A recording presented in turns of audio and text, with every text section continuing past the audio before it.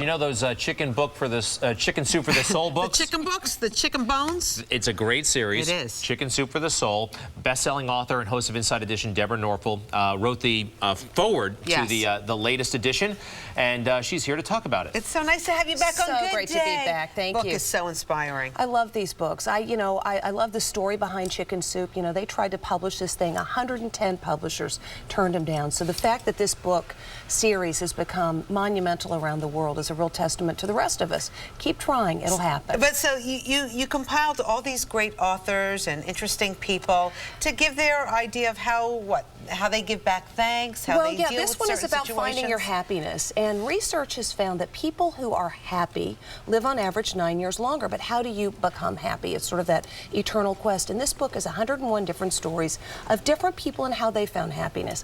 And some, it was ditching the career that wasn't fulfilling and pursuing their passion. For others, it's reconnecting with their family. And so this book is just really meant to be a guide to help all of us tap into what it is that truly makes us happy individuals. And Deborah, you've had experience. You've been up and down emotionally in your own. You know, people see you on TV. Oh, she has it all. She has the family. Not so simple. That's why I think you speak with real authority here in the forward. I do. I mean, my career has been pretty much an open book, and I used to anchor the Today Show, and that ended when there was sort of this whole political thing, and suddenly, one minute I'm sitting on the big couch, and the next minute I am out the door. And I went through a big depression. I was so incapacitated, I didn't even reach out for help. So I really was completely You were young. cloistered. How old were you at that time? I was 31. Yeah. I was washed up at the age of 31.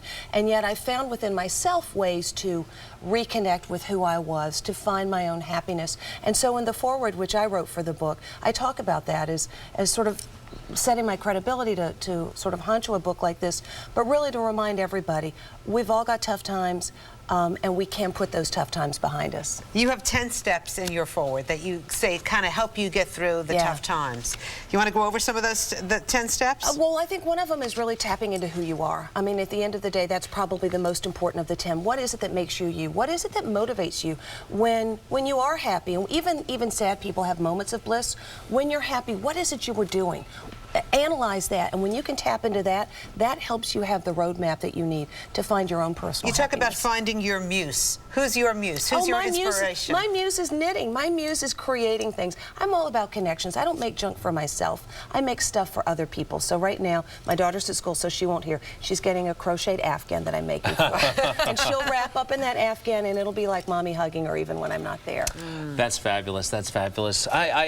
You know, when you left the Today Show, they gave you a hard. I remember how people were mean to you. Oh, they're horrible. They were awful. They wrote things about me. You were like, oh, that horrible Deborah. Oh my gosh, that's me. That was just. I mean, fighting back from that. You really you dug deep. You had a resolve. Yeah. Look, here's a great quote. It's from the Greek Epictetus, who said, "Ask not that events should happen as you will, but let your will be that events should happen, and you will have peace." We can't control what happens in the world. What we can control is how we allow it to affect us. And that's why books like this are really helpful, because it allows us to sort of summon up that extra energy we need to resist. And also to give thanks when you can, you know? Oh, you bet. Absolutely. Okay, speaking of giving thanks, Inside Edition. Thank you for Inside Edition. All right, it's a great show. What's going on today? Well, we're every day here on Fox 5 at noon, and today we've got a follow-up of the runaway mom. Remember the lady, they thought she'd been kidnapped, and then they saw footage of her with a really bad dye job? Well, here she is, Tiffany Tian, with the man she ran off with, Trey Hutcherson,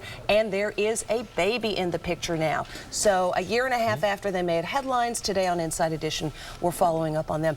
And tomorrow we have a story that every New Yorker needs to watch. You go to those bins, right? And you give the charity your clothes, bins, right? Because it's great to get it out of your closet, you know, benefiting a charity. What's wrong? What's wrong is if you look under there very closely, you cannot really see. What? It's a for-profit bin. This bin has a sticker. See the round thing? That's a sticker for a cancer charity. The cancer charity gets a license fee for having that sticker on there, but the clothing is processed and sold. This is the gentleman who owns the company that has those bins. And the problem is great. You know, make your money. The state of Connecticut thought it was misleading the way they were handling this. Fined him, and they paid a $50,000 fine. You do some great journalism on that show, We Inside do. Edition. And she also had us on yesterday. She showed a Yeah, your Halloween thing. You guys were good. Skit. Thank Well, you. There's so much junk out there, and something like this is really good. Chicken Soup for the Soul. Thank you. Find Your Happiness, the forward by Deborah Norville. Thank you so much. And we can watch you today at noon right here on Fox 5. See you in a couple hours. Good to see you again. Thanks, guys. All right.